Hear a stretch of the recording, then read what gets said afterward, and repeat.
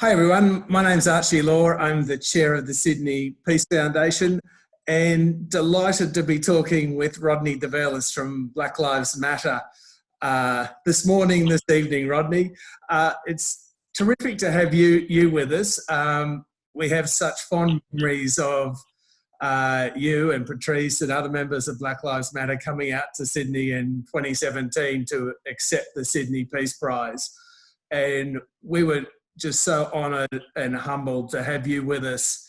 And one of the real big takeaways for me from that time together was, I suppose, the solidarity and the recognition of the struggle of the Indigenous people of this land.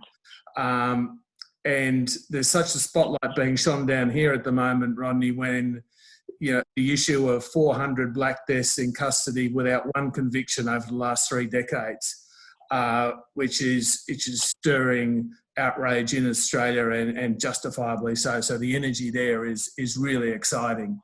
But we thought we'd talk with you this morning, Rodney. We're obviously fascinated by what's going on in the energy around the world at the moment, and really interested in your thoughts on what's made this moment, I suppose, different. What's the death of George Floyd has promoted or really precipitated this moment?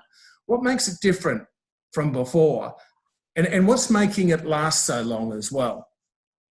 Yeah, I think that's a very good question. I think that there's a couple of things that makes it different, but at the same time makes it the same as every time before.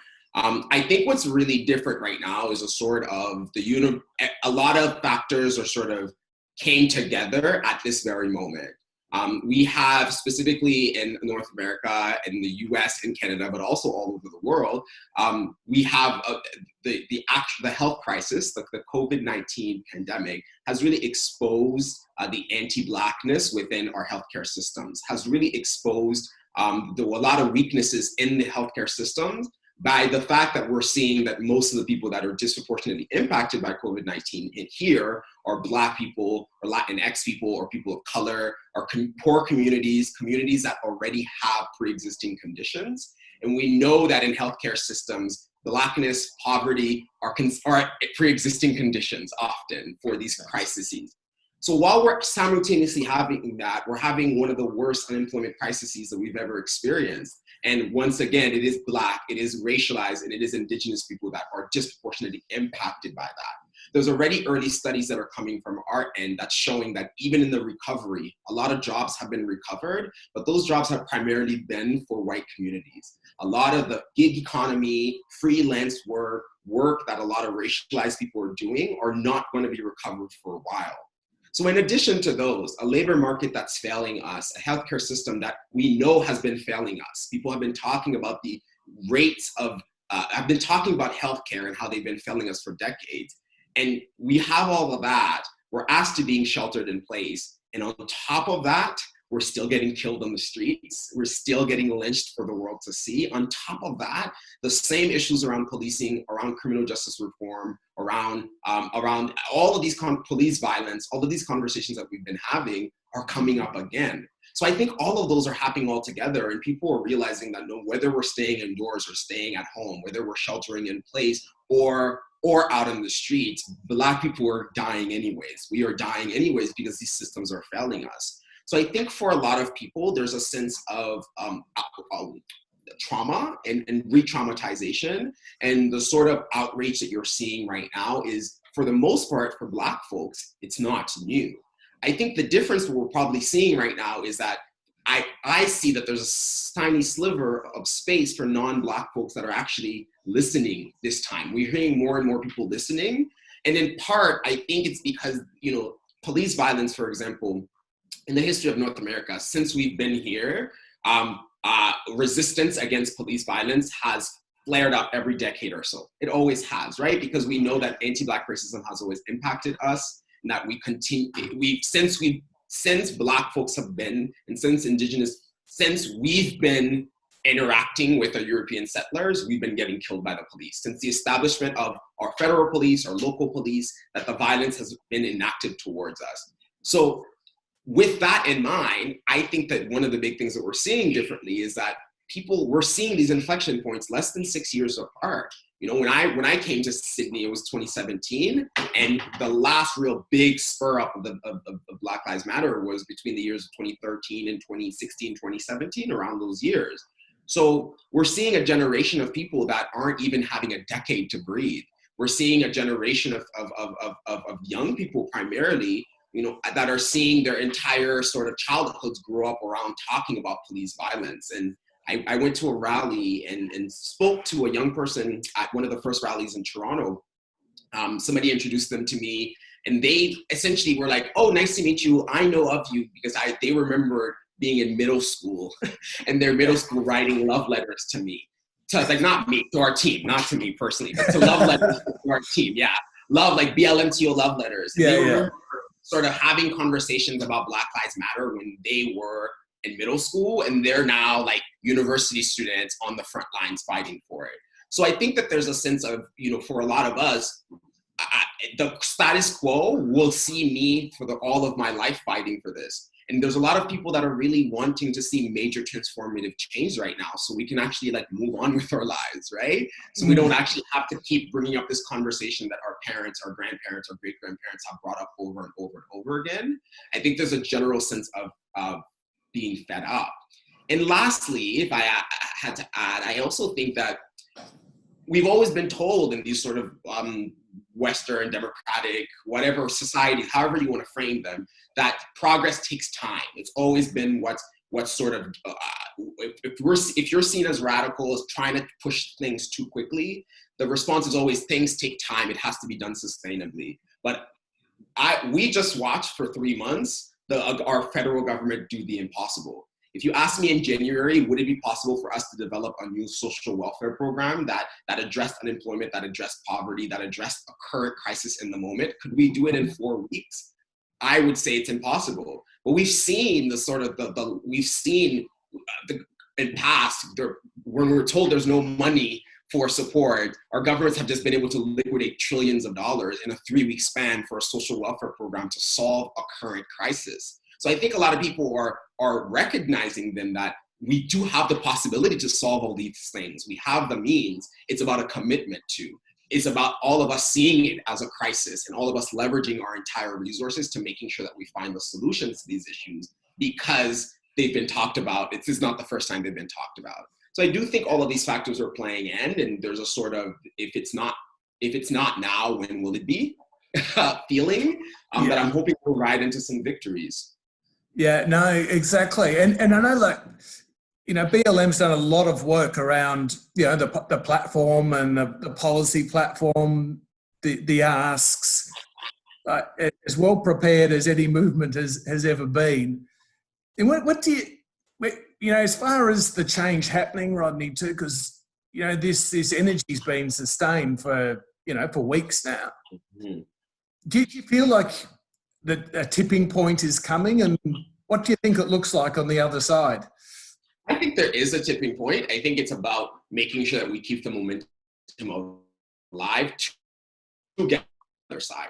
There's been times where there's been promise before, but then the momentum stops across all movements, not just Black liberation movements. Yeah. I think one of the things that I think is really sort of, it's a tipping point for me, is here in the US, in Canada, there's a sort of cultural shift in the way that we talk about the changes that need to happen. So for the longest time, activists and community groups have said that, like, reforms will not get us there. And we've been doing reforms, right? Every time that there's a police death, a wrongful death, a violence towards Black and Indigenous communities here, there's often reports, there's often inquests, there's often many reforms that are proposed, 40 to 60 recommendations, 2-year-long processes that come out with recommendations that sit on the shelves, similarly to this, and collect dust. So I think a lot of people are recognizing that the sort of, well, we just need to train the police better. We just need to do this kind of training versus not that kind of training. We need to give them 3 more weeks of, we need to do this. We need body cameras. All of these sort of solutions that were proposed and have been implemented, we're seeing are not working. Studies coming out of Yale that tells you that body cameras actually do not stop the occurrence of violence between police, and in fact might actually contribute to them exacerbating. how does that even make sense? We know that Minneapolis, which is the police force that killed George Floyd, they were considered to be the most progressive, one of the most progressive police forces like really in the world. They had the training, they were trained in de-escalation, they were trained in implicit bias, they had body cameras, they were focused on community policing, they were focused on all the things that people have been asking for so long, and still this happened. So I think we're really seeing a sort of cultural shift in everyone understanding that perhaps it's time to actually have a conversation about alternatives to the policing system that we have currently. Perhaps it's time to actually listen to people like Angela Davis and prison abolitionists that have been talking about a sort of abolition movement, a movement in which we divest from policing and create new transformative justice models. Those people have been talking about that since really the 70s, since the 80s, since way before this. I think now more than ever, people are realizing, wait, these systems, in fact, might not be broken. They might just be working exactly how they're meant to be. So, in the Canada specifically, where I live, our federal police force is called the Royal Canadian Mounties, RCMP. And RCMP are like our FBI. And every country has their own federal police force. Our literal charter for our police force was created, the RCMP was created to clear the land of Indigenous peoples, to make space for European colonizers. That is literally the reason it was created. So when we talk about the ways to refix these systems and make them not racist, if they are created with that intention, and they have been like that since their creation, since 1873, at some point, I think it's time to perhaps think about what are alternatives that we need to create. And so the movement of defunding the police, down to abolishing the police, whatever spectrum that is, I think that it's so inspiring to see people recognize that there are alternative possibilities than what we have right now. In Canada specifically, and in the US as well, but I can specifically speak to my context here. Our police, with 6 months training, are asked to do everything. So if somebody is having a mental health crisis, there is no number to call to have social workers or mental health teams or experts to come and de-escalate that person. The only option is to call the police. And what we've seen oftentimes, if you're Black and you're Indigenous, that ends up with your death. And here, it's armed guards that will patrol construction site, provide traffic services, that will deal with bylaw infractions. So part of the conversation around defunding is thinking about if we are to reduce these police budgets that are exorbitantly larger than all of our social services combined. In Toronto, we spend more on police than we do on transit, on housing, on affordable childcare, and on public health combined. More on providing housing for people and employment for them to not end up in poverty or end up committing what we consider crimes than we do to enforce them. So I think the conversation around, we don't actually have to play by the script that's been created to us for hundreds of years. We can actually create new models. And in fact, there are a lot of jurisdictions that have been testing out new models from time. I think that is the most exciting part about this moment, is the sort of, we don't have to be this way. Like we did it with employment insurance in 3 weeks. Employment insurance has been such an issue in this country for so long. EI reform has been pushed since 1990, since the mid 90s, since major cuts were done by our Harris government. There's been push to change EI, and it was done in 3 weeks. It's possible. Yeah, then that's what it tells us, doesn't it? It's been a similar story down here with reforms in other areas, or governments, like you say, can find hundreds of billions of dollars very quickly to fund whatever they want to fund, if it's about the economy, for example. Mm-hmm. And remembering as well that oftentimes why reforms don't work is because reforms oftentimes empower the police more. So when we see reforms in the past, what they've resulted in is more technology for the police. They've resulted in our police forces look like military forces. Yeah. If you're looking at the streets of the States right now, that the riot police are armed with military-grade equipment, using military-grade weapons that are banned in war, like tear gas. So part of a lot of the reforms have actually gone to empower the police to actually create an extra layer between them and community. A riot gear really protects you from the community. So in some ways, I'm afraid a lot of the work, part of this sort of recognition is in part, we're recognizing a lot of the work that all of us have done collectively have actually gone to perhaps exacerbate the problem, as we've seen with that Yale Law review that looked at body cameras. And so it sort of is, it's, you know, for us, it's about sort of changing hearts and minds and recognizing that Black communities have been saying from time, we don't trust the police and the police are not here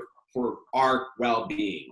I think now what we're seeing more and more and more is non-Black folks saying, perhaps I might be okay with the police. They're fine in my community, but you're right. It's weird that they're fine in this community and not in that other community. Can we just create a sort of new body that would be fine with all communities? So that's the sort of opportunity that we're presented now, is to, in 2014, 2015, 2016, I felt like it was to convince people that police violence existed. Because it's the first time in the social media age that we were telling the stories that people had been talking about since the 90s, 80s, 70s, 60s, onwards about police violence. So that sort of analysis, I think, is already done. I think across the board, you might not experience it, but it's hard to very much deny that other communities are experiencing it. So now that it might not happen to you, it might not happen to your community, but your tax dollars are contributing it happening to your neighbors. So what can we do with our collective tax dollars to fund something that will take us all out of poverty, that will actually help everyone? Yeah, and that seems to have been one of the big changes with the overall situation now, is like you're saying that, in a sense, everybody else woke up. A lot of other folks woke up, you know, 100%. irrespective of where they come from. 100%. So one thing, I suppose, interested to hear your perspectives on. Firstly, getting a sense of what's it felt like for the movement when you've had all of this support from so many different countries around the world, and then I suppose it's also where, you know, white folks are sort of stepping forward as allies. And interested in your thoughts too, Rodney, on, you know, how can white folks be good allies rather than just hogging all the space for themselves to talk about themselves and, you know, their perspectives on someone else's lived experience? Yeah, interested to hear your thoughts on that. That's a very good question. I think that I have a lot of thoughts. So I'll try to really keep them the same. I think that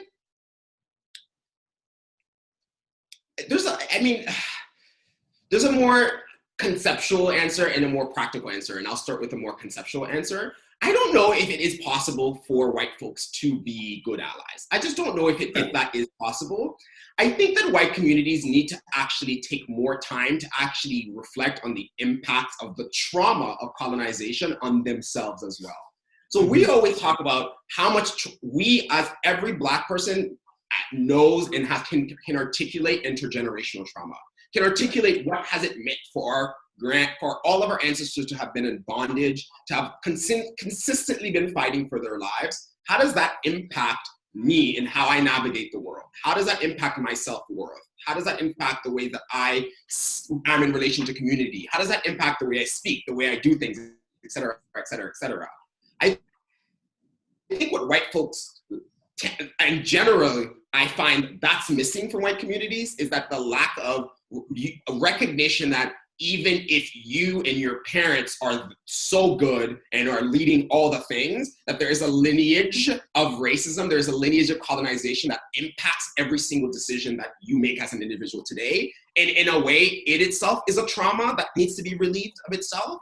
So I think there's a lot more internal work that white folks need to do that I don't think they recognize. It's so much internal work. It really is, we're looking at from my birth. A lot of people are like, well, what are the privileges that I have? That doesn't go far enough. It really is in what ways have I been traumatized by my ancestors' actions as well, and in what ways do I re-perpetrate them? And so even for people who are the best allies, they have interjected, you know, part of it is interjecting a lineage of violence, but it still will come up in different ways because we can't really escape the sort of foundation of who makes us. the only way we can do it is by challenging it hard on, right? And looking at it and being like, how can I be a different person daily so I can change the pattern? So that's the first sort of like conceptual piece of it, is that I feel like a lot of people want to get ready to work, and it's great that they're ready to work, but if they've never actually dissected themselves and their own experiences inside and out, there's going to be microaggressions that are going to come out. There's going to be frustrations from non-white people that are not going to accept the way that you want to work with them. Like they're not necessarily going to be receptive to you wanting to work with them because you haven't done that work. And we can tell. Yeah. I think that's the first bit. I think for me, one of the things that I always say around like working with communities that are not yourself is that part of taking the lead from, we always say take the lead from the communities that you're working with. So taking the lead literally is just waiting, is receiving instructions, right? And taking them and doing it.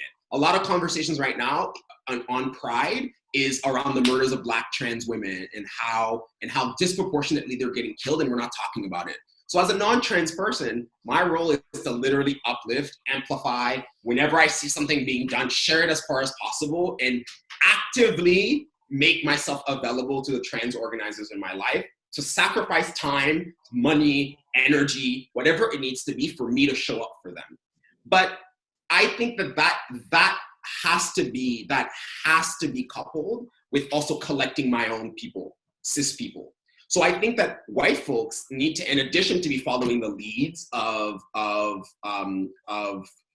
racialized communities, I think white folks need to also do the work for their own families and their own communities, right? Like, I don't really hang out with racists. I don't know them. I personally don't know. So my work in changing society will only go so far because I don't interpersonally know somebody that I can challenge. But I'm sure a lot of the non-Black folks that I know in my life have somebody somewhere along that's like,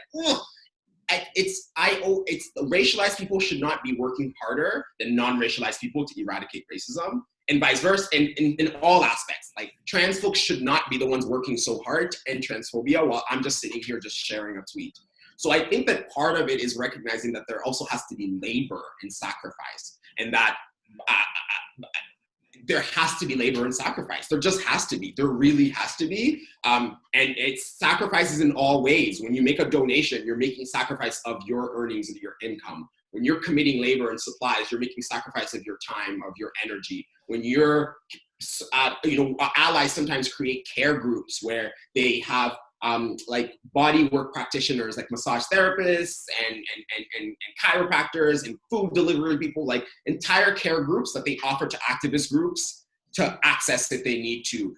Those sort of things require labor, sacrifice, and energy. And if it's under the direction of Black people, of Indigenous people, of racialized people, of the communities that you're choosing to support, then you just have to make yourself ready to do it and to commit to it. I think, it always bears repeating that challenging whiteness has to not just be all of our jobs, has to be more of white people's jobs. That's more of, like, I didn't create it. I did not create white supremacy. My ancestors did not create it, and because of that, everything that I'm doing to stop it is for myself, my community, and my descendants. Mm-hmm. As such, part of the reason of needing allies is recognizing that this is the part of challenging white supremacy it's incumbent on white folks to do more work of challenging that than us. And that means listening, and that means even if you don't agree, even if you are like, actually, I think the police is the best thing to ever happen right now, this is the way it is. If you're recognizing that every Black, Indigenous, racialized, migrant, all of these people that make these countries diverse and worldwide countries are saying there's a problem, even if you don't agree with it, hop on board, because that could ensure their safety, right? Even if you don't, it doesn't really matter if you agree, it just matters that you're listening and you're finding ways of supporting and amplifying the voices who historically have never been amplified in the history of our collective countries. Now, and thanks so much, Rodney. I think it's, that challenge that you put out is something that really resonates here. and that responsibility that we all have to look at ourselves and our generational privilege and to make that contribution to the change and to ourselves and changing ourselves and the people who may be around us. You know, it is like I don't know if I know racists either, but I certainly hear racist comments, and it's a matter of calling that stuff out when you hear it, whoever it is. Absolutely. Yeah. Absolutely. And so Rodney, I think we probably need to wind up a bit. But I just want to thank you so much for taking the time out of a life. I am sure that is filled with actions and planning actions as well as media, and just to acknowledge you taking the time to talk with us. And it's been an absolute privilege, and we all wish you well, and we all stand with you. Thank you. Much love. Solidarity.